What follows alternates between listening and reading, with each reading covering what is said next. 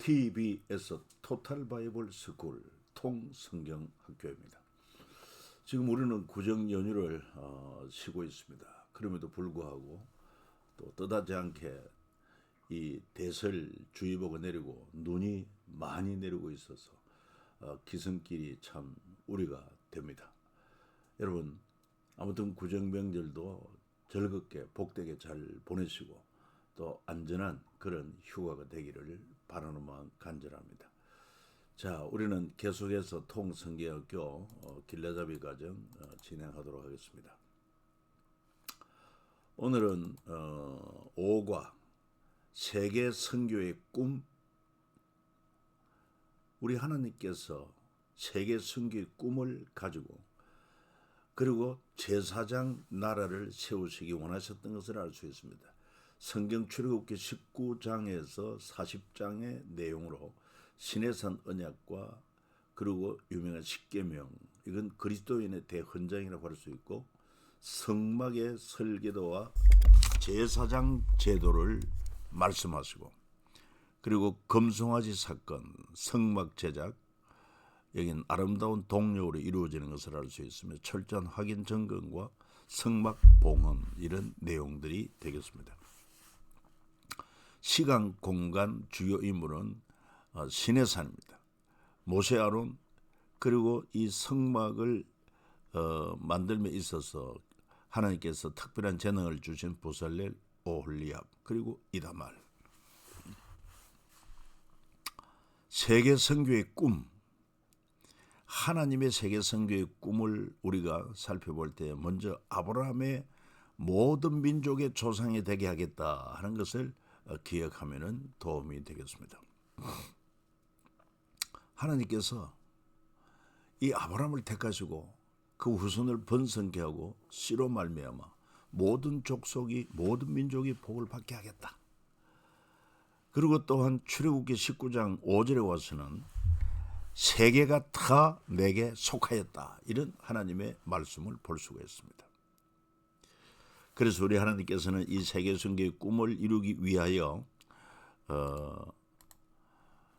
애굽에서 6개월 동안 10가지 재앙을 내림으로 애굽 모든 백성들과 그리고 특별히 이스라엘 민족들에게, 그리고 중동 근동에 걸쳐서 이스라엘의 하나님은 참으로 전지전능하신 하나님이시다, 이것을 알게 하는 목적도 있었어요.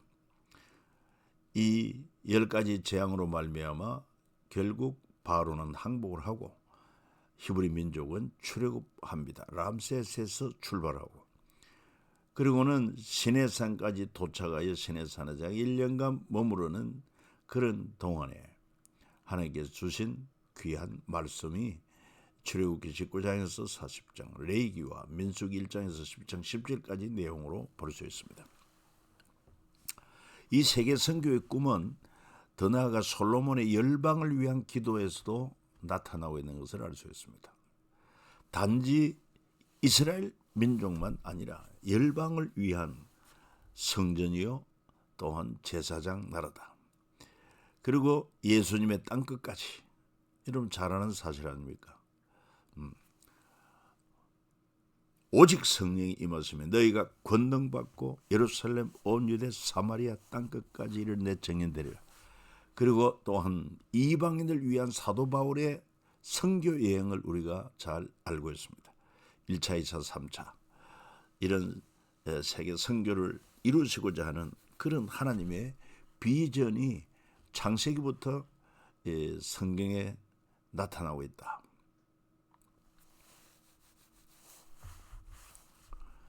그리고 시내산에서 1년 동안 하나님의 세계 선교의 꿈의 기초가 세워지게 됩니다. 주전 15세기, 공간은 시내산, 사람은 출애굽한 이스라엘 백성 중심. 이때 이스라엘 하나님의 백성으로서 어떤 삶을 살아야 할지, 이 거룩한 백성의 삶이지요. 그 말씀하시는 내용이 출애굽기 19장부터 레위기와 민수기 1장 10장에 걸쳐서 나온다 하는 사실을 잘 기억하면 좋겠습니다. 뭐 대체로 출애굽의 여정의 그림은 이렇다고 봅니다. 애굽 땅 그리고 숫곳으로 와서 그리고 또한 시내산에서 계명을 받고 성막 건축에 대한 그런 또 지시를 받고 그리고는 이제 민수기 1장에서 10장까지 내용이 바로 뭡니까? 이 행진 준비. 그래가지고 이 가나안 땅을 이렇게 행진하다가 40년 지나서 가나안 땅에 들어가게 되는 것을 알 수가 있습니다.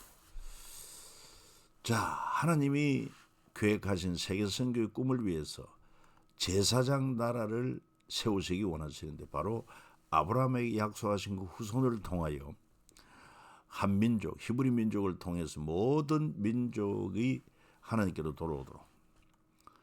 그래서 열방을 향한 하나님의 마음은 심판과 사랑을 통해 나타납니다.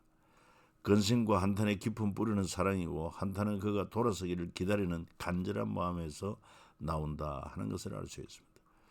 우리 하나님은 사랑이시지만 땅 위에 사람 지으셨음을 한탄하사 마음에 근심하시고 이런 말씀을 볼 때 심판과 사랑은 동전의 양면과 같다 하는 사실입니다.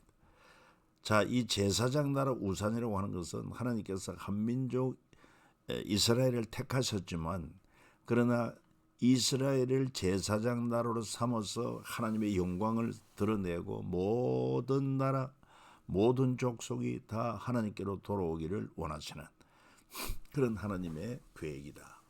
다시 말해서 제사장 나라를 통해서 마침내 제사의 완성되신 예수님이 땅에 오시고 그로 말미암아 하나님의 나라가 완성되게 하시는 하나님의 비전이다. 자, 그리고 이제 하나님께서 히브리 민족을 출애굽시켜서 홍해를 건너고 그리고는 드디어 시내산에 도착하여 거기서 하나님께서 언약을 맺습니다.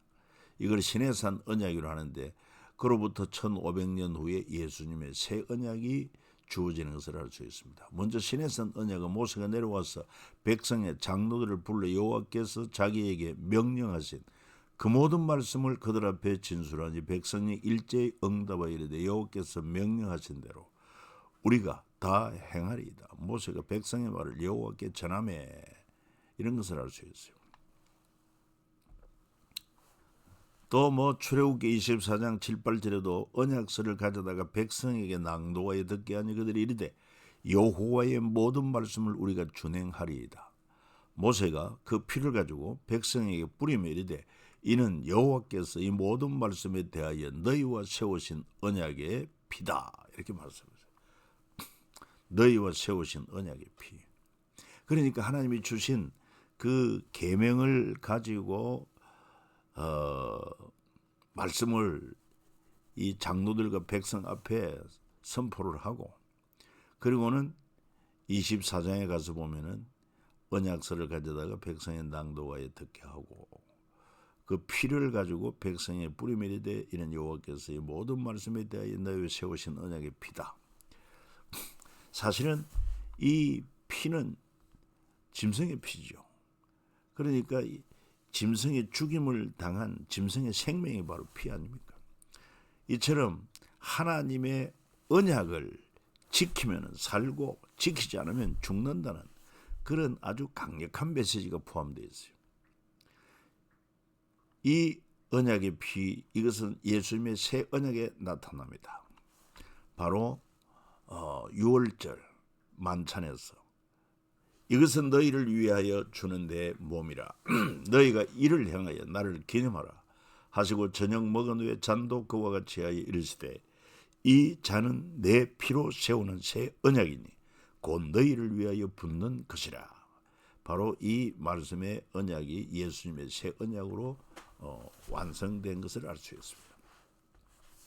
구약시대는요 짐승의 피로 죄사함 받는 언약이지만 그러나 신약에 와서는 짐승이 아닌 하나님이 예배하신 하나님의 어린 양 되신 하나님의 독생자 예수 그리스도의 흠도 점도 없는 무죄한 생명되는 피로 말미암아 이 언약이 세워졌으니 얼마나 귀한 언약인지 몰라요.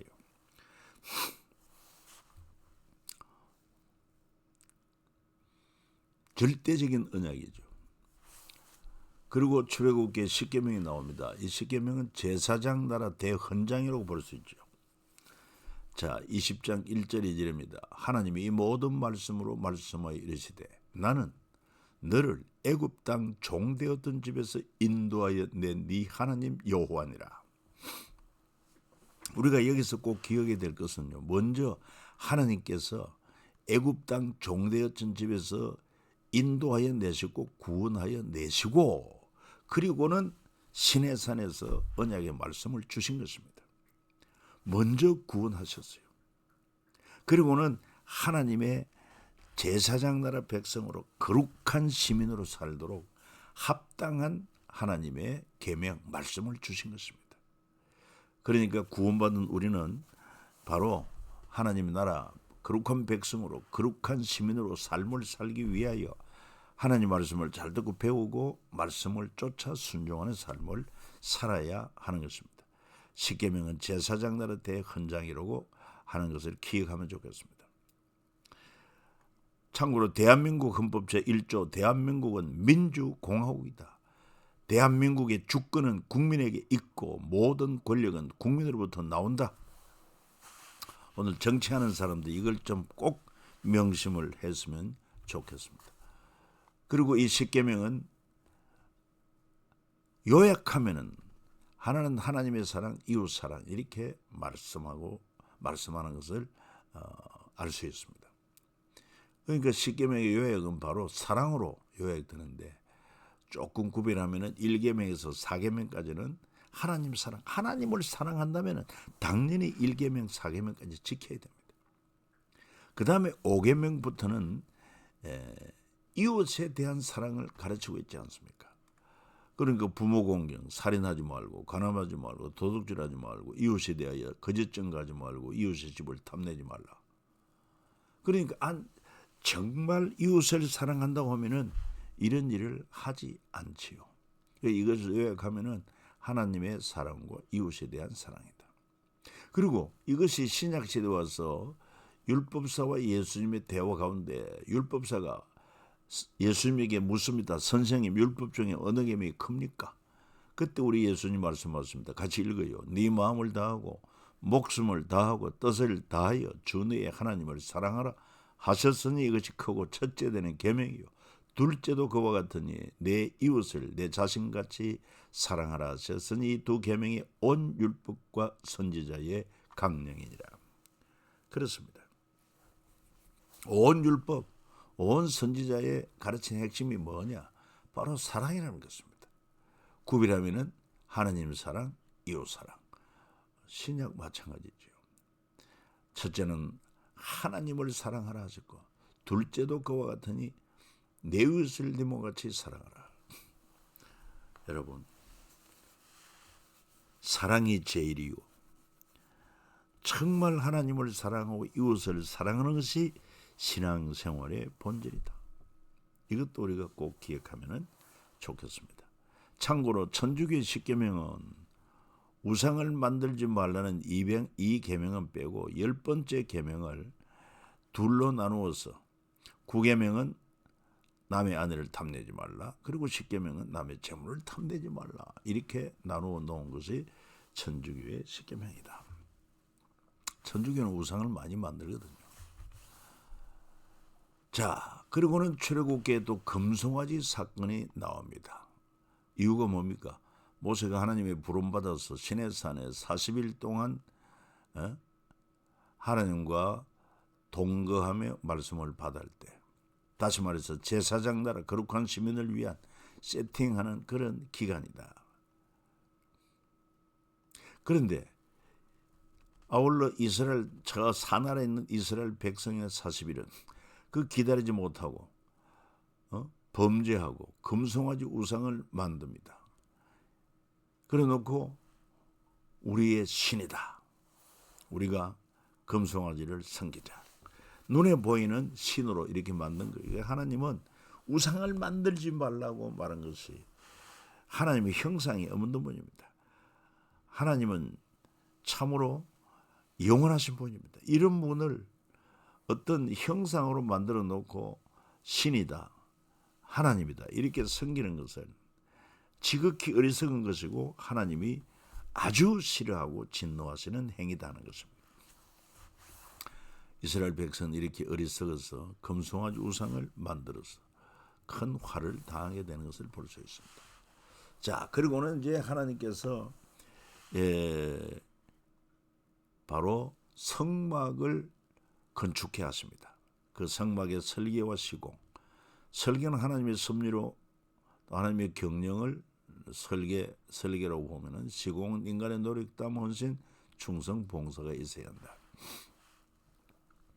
그래서 시공 하나님께서 하시는 일이 있고 사람이 하시는 일이 있는데 하나님께서는 에덴 동산 만드신 게 바로 하나님이 직접 만드신 창조작품. 그리고 이제 마지막에 가서도 새하늘 새 땅을 하나님이 조성하십니다. 그러나 인간이 해야 할 일은 방주를 만들고 성막과 언약궤 그리고 성전을 만드는 등. 그래서 설계와 시공 이렇게 구별할 수 있어야 한다. 전적으로 설계는 하나님이 하시는데 하나님의 섭리요 하나님의 경영이다. 하나님의 작정하십니다. 이렇게 볼 수 있어요. 그래서 시공은 하나님의 섭리 경영을 이루기 위하여 노력, 땀, 헌신, 충성, 봉사를 다하는 것이 우리의 책무다. 자, 그래서 이 성막을 우리가 살펴보게 될 때에도 하나님께서 이스라엘 백성들에게 성막의 설계도를 모세를 통해서 설명해 주시고 성막을 건축하게 하십니다. 이 성막은 이스라엘 백성이 하나님께 제사를 드리던 이동식 성소로 언약궤를 이곳에 두었습니다. 놀라운 것은 하나님께서 그 출애굽한 이스라엘 백성들에게 이 성막을 건축하라고 하셨고 여기에 필요한 많은 자재가 들어가지 않습니까? 특별히 금, 은 필요돼서 그리고 놋도 필요하고 그리고는 또한 이 짐승의 덮개, 이 성막 덮개도 필요하고 그리고 이런 포장을 치는 천도 필요하고 기둥도 필요하고 이런 것을 여러분 출애굽을 할 때 너희의 노임으로 섬겼던 그 애굽 사람들에게 검은 폐물을 요청하라고 그랬습니다. 그래서 그들이 너희들이 요청대로 주리라고 말씀했고 그래서 결국 그것을 가지고 나와서 왜 검은 폐물을 하나님께서 요청하라고 하셨느냐. 바로 이때를 위하여 성막을 제조하는 데 잘 쓰여졌습니다. 그런데 이 사건 앞서 금송아지 우상, 잘못된 그런 물질 사용이죠. 물질을 바르게 사용해야 됩니다. 하나님 뜻대로 사용하는 것이 중요합니다. 왜? 하나님께서 주신 것이고 그리고 하나님의 뜻대로 관리하고 사용해야 한다. 그래서 이동식 성소로 하나님께 제사를 드리신 곳이고 언약궤를 지성소에 두었다. 하나님의 임재의 상징이다. 이스라엘이 진중앙에 있었다. 그래서 우리 성도들도 할 수 있으면 성전 중심의 그런 삶을 살아야 됩니다. 성전에서 멀리 떨어진 것보다는 성전 가까이. 그리고 움직이는 성막 500년. 다시 말해서 이동하는 그런 성막을 500년이나 지속했다 이 말이에요. 가나안 땅에 들어가서도 여러분 출애굽한 지 480년이 되었어야 비로소 솔로몬이 모리아산의 성전을 건축하게 된 것을 알 수 있어요. 바로 이 성막의 핵심은 하나님과 이스라엘 백성이 만나는 곳입니다. 하나님과 사람이 만나는 통로입니다. 하나님은 거룩하십니다. 그러나 인간은 타락한 죄인입니다. 죄와 허물이 많습니다. 그래서 이 하나님을 만나기 위해서는 죄를 해결해야 되는데 죄를 해결하기 위해서는 반드시 죄값은 사망이다. 그러니까 하나님의 율법을 범한 죄인은 죄값으로 죽어야 합니다. 그런데 하나님은 은혜의 하나님이라 우리로 하여금 속죄 제사를 통해서 우리 죄를 사함받고 하나님과의 관계를 회복할 수 있는 길을 열어주신 거예요. 하나님과 만나는 통로가 되는 거예요. 그래서 내 대신 짐승이 내 죄를 담당하여 생명 드는 피를 흘리고 죽어줌으로 하나님이 그 피 흘림을 보시고 우리 죄를 사해 주셨습니다. 이거는 그림자입니다. 구약의 제사는 그림자. 그러나 신약에 우리의 죄를 속하기 위하여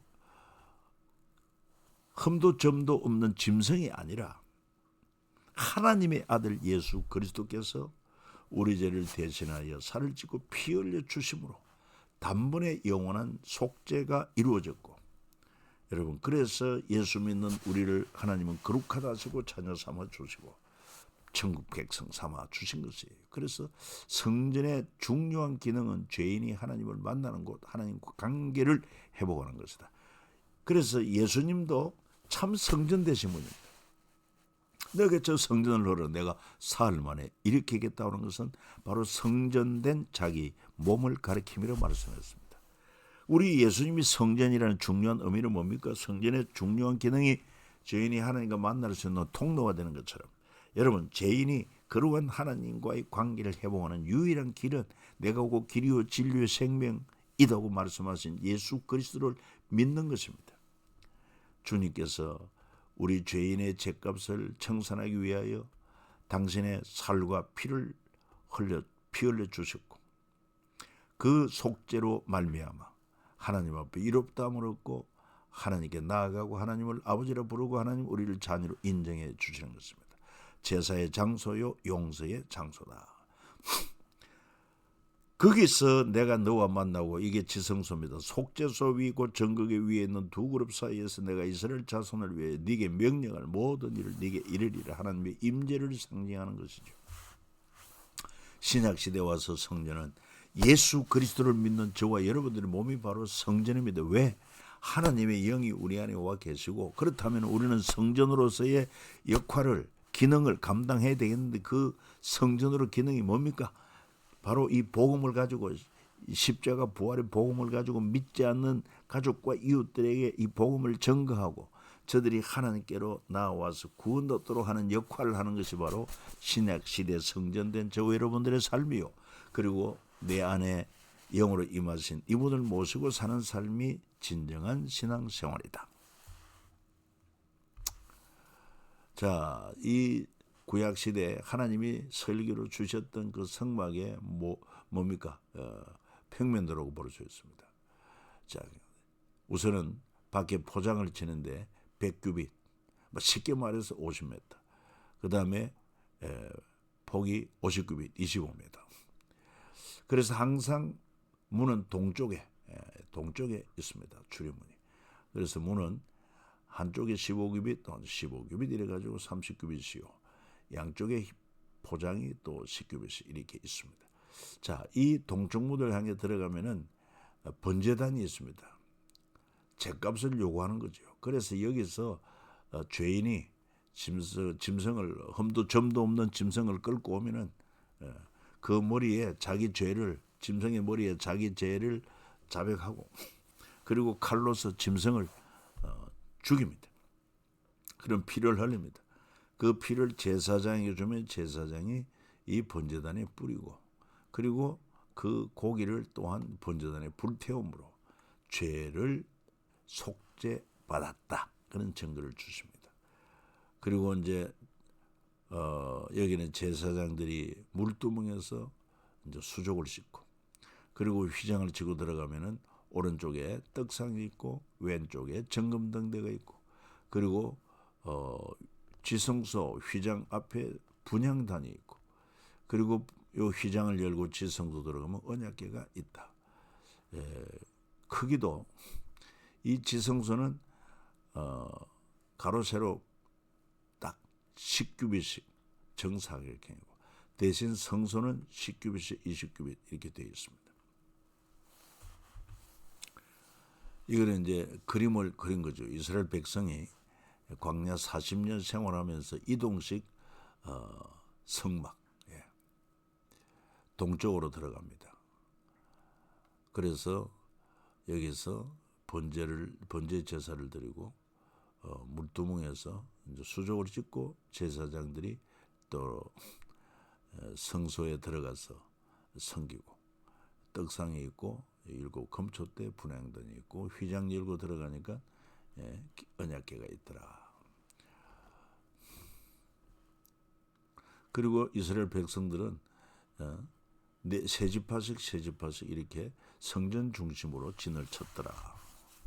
그리고 성막을 제작합니다. 아름다운 동력이라고 할 수 있습니다.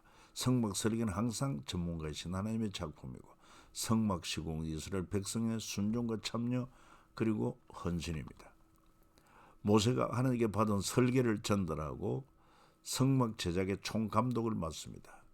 이다말 제사장은 성막 재료의 물목을 계산했고 이스라엘 백성들이 가져온 그 성막 재료의 물목을 계산하고 보살렐은 기명을 제작하고 올리압은 수놓고 조각하는 그런 재능을 받았어. 이스라엘 백성 각자 자신의 것을 즐거운 마음으로 드렸다고 그랬습니다. 사실은 자기의 것이 아니죠. 하나님께 주신 것입니다. 오늘 우리도 가지고 있는 모든 것이 내 것이 아니고 하나님께서 맡겨주신 것입니다. 우리는 청지기입니다. 청지기는 주인의 뜻대로 잘 관리하고 또 사용하고 그리고 주인을 기쁘게 하는 것입니다. 하나님이 원하시는 것, 동사다. 그러니까 믿음은, 살아있는 믿음은 행함이 있어야 한다. 성막 제작에는 숫자와 재료만 있는 것이 아니라 동사로 표현되는 땅과 정성이 들어있다. 만들다, 연결하다, 달다, 접어들이다, 꿰다, 늘어뜨리다, 금으로 싸다, 정교하게 수놓다, 노수로 붓다, 이런 모든 성막 제작의 이런 동사들이 많이 나옵니다. 이건 바로 뭘 의미합니까? 우리도 하나님을 믿으면 그 말씀을 따라서 행함이 있어야 돼요.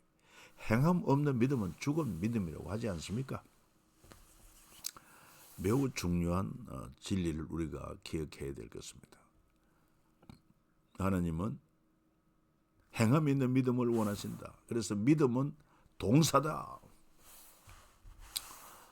그리고 애굽의 노예에서 이스라엘 백성으로 하늘의 보석이 되고 제사장 나라 거룩한 시민으로 이렇게 신분의 변화가 일어납니다.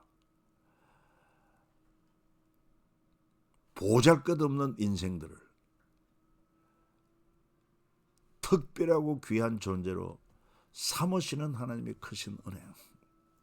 이것이 바로 제사장의 복장 가운데 이 에봇에 12보석을 새겨서 각 지파 이름을 새긴 것을, 보석에 새긴 것을 알 수 있습니다. 그것에 4줄 보석을 물리서니 곧 홍보석, 황옥, 녹주옥이 첫 줄이요, 둘째 줄은 성류석, 남보석, 홍만호요, 셋째 줄은 호박, 백만호, 자수정이요, 넷째 줄은 녹보석, 호만호, 백옥이라 다 금태에 물리선 이 보석들은 이스라엘 아들들의 이름고 그들의 이름대로 12이라 도장을 새긴같이 그 12지파의 각 이름을 새겼다고 그랬어요. 여기서도 우리가 알아야 할 사실, 다음 그림을 한 번 더 보시고요. 이 흉패에 제사장 앞에 흉패에 이렇게 매다는데 각 보석으로 이렇게 12보석을 새겼습니다.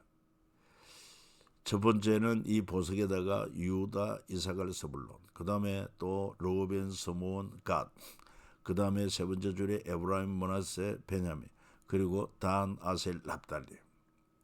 이게 뭘 의미하느냐? 바로 이사야 43장 4절에 잘 하나님이 말씀하고 있습니다.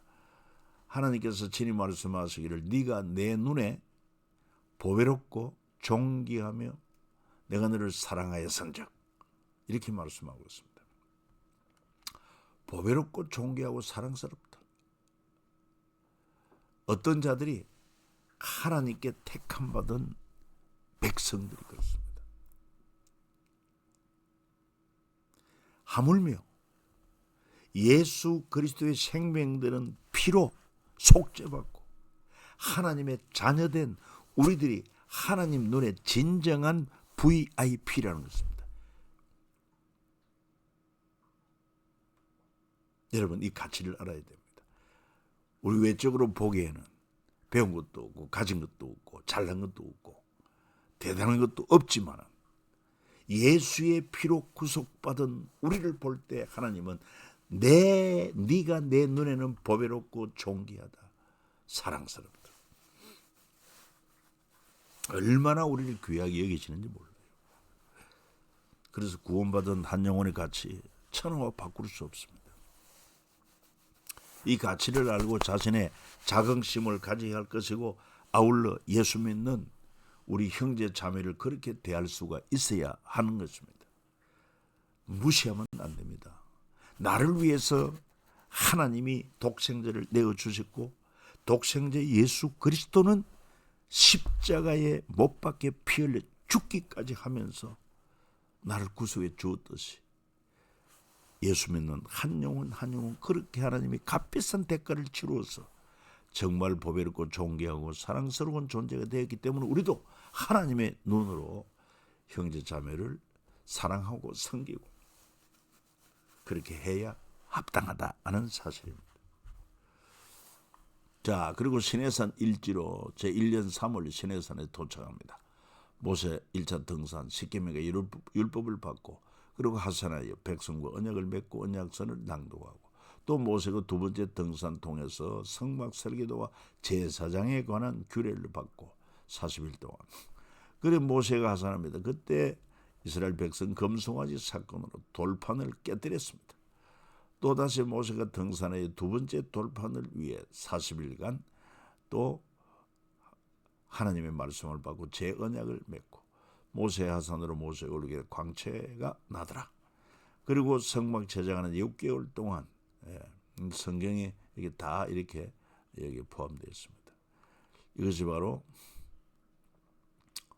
시내산에서 약 6개월간, 그리고 제2년 1월 1일 성막을 봉헌하고, 성막 봉헌 후 시내산을 떠나기 전까지 1개월 20일 동안 레위기 말씀을 주신 것이다. 이렇게 이해를 하면 되겠습니다.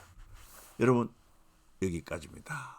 명절 가운데서도 하나님을 사랑하는 마음, 그것이 곧 성경을 읽는 것이요, 또 여러분 성경 읽고 또 하나님을 더 깊이 알아가고 또 더 깊은 믿음이 되기 위해서 제가 길잡이 역할을 하는 통성경 길라잡이, 이 영상도 한번 좀 시간 내서 꼭 들으시고, 여러분 변함없이 매일같이 성경을 읽으시고 또 묵상하고, 그리고 주님을 만나며 그 뜻 가운데 사는 그런 정말 복된 명절이 되기를 축복합니다. 감사합니다.